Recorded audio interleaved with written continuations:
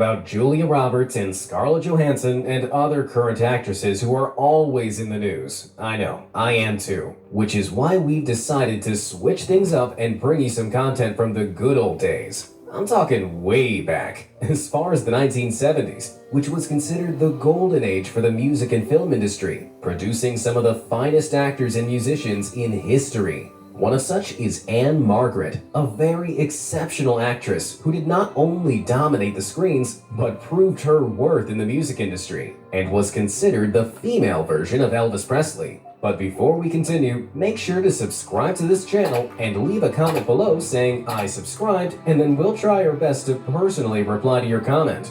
Done? Let's dive right in. Early life. Born on April 28, 1941, Ann Margaret Olsen was born to Swedish parents Anna Regina and Carl Gustav Olsen in Stockholm, Sweden. When she was 5 years old, she and her mother moved to the United States to join the dad who was working with a Johnson Electrical Company.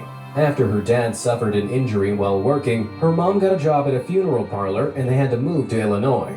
Ann Margaret found it difficult to adapt to the American culture, mainly because she was quiet and reserved, keeping mainly to herself. So she resorted to dancing and singing to express her feelings. She started dance classes at the Marjorie Young School of Dance, showing exceptional talent and promise.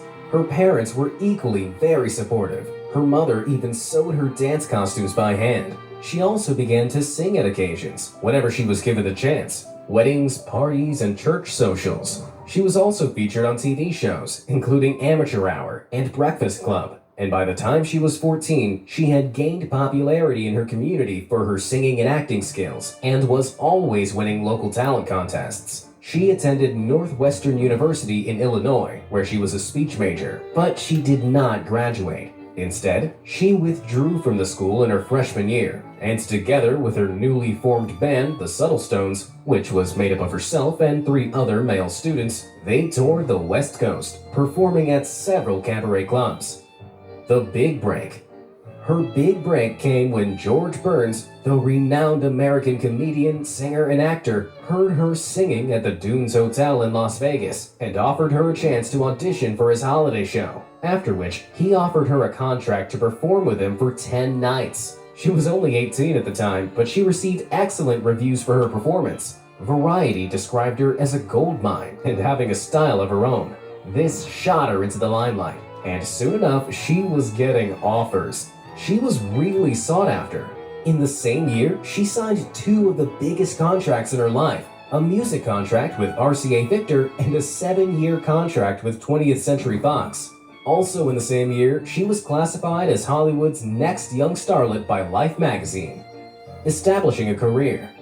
In 1961, at the age of 20, she released her first music album, And Here She Is, Ann Margaret, and also featured in her first movie, Pocketful of Miracles, directed by Frank Capra. She was known for her throaty contralto singing voice, which was considered incredibly sexy, earning her the title Female Elvis. She quickly capitalized on this and released her own version of a couple of Elvis Presley songs, which amazed the entire public. One of her biggest honors, aside singing with her biggest role model, Elvis Presley, was when she was invited to serenade President John F. Kennedy on his 46th birthday.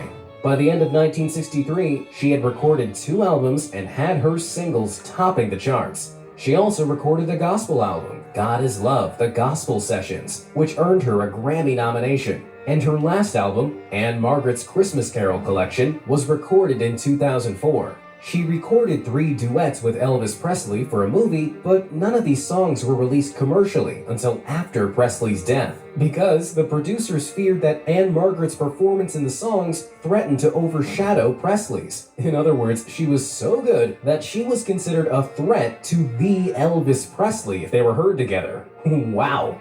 Her first debut in the film industry was on The Pocketful of Miracles, which was directed by Frank Capra. One funny moment in her career was when she was considered too seductive for a character she was auditioning for and had to switch roles. She continued to star in a series of movies, but none of them were such a big hit. And speaking of Angelina Jolie, she played Jolie's mother to a 6-year-old Angelina Jolie in Looking to Get Out in 1982. Marriage.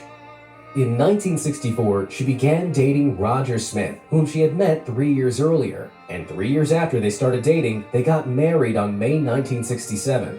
Roger Smith was her husband and manager, and the two were inseparable. Their marriage is one of the longest-lasting marriages in Hollywood, lasting for 50 years. Unfortunately, a few months after their 50th anniversary, Smith passed away. Smith was a big influence in her life and helped her acting career blossom, earning her an Oscar nomination.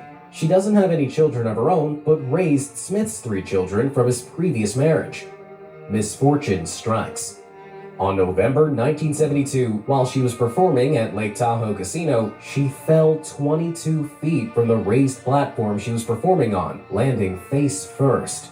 This left her with several broken bones in her face, and she was only able to retain her beauty due to meticulous facial surgery.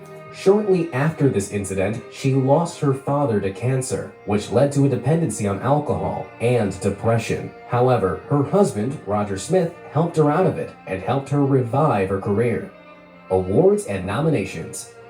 Ann Margaret was nothing short of exceptional in her day and has a lot of awards to show for her work. She managed to perfectly balance her music and acting career and proved herself to be a phenomenal talent in both fields. Over 5 decades, she has 17 awards and has been nominated for 25 more, including a Grammy. Some of her awards include 5 Golden Globes and 3 Golden Laurel Awards. In 1973, she was inducted into the Hollywood Walk of Fame for her immense contributions to the American film industry and had a star dedicated to her.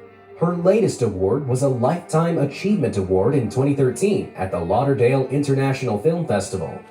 Ann Margaret today. Today, our favorite actress is 79, and her dazzling beauty hasn't faded one bit.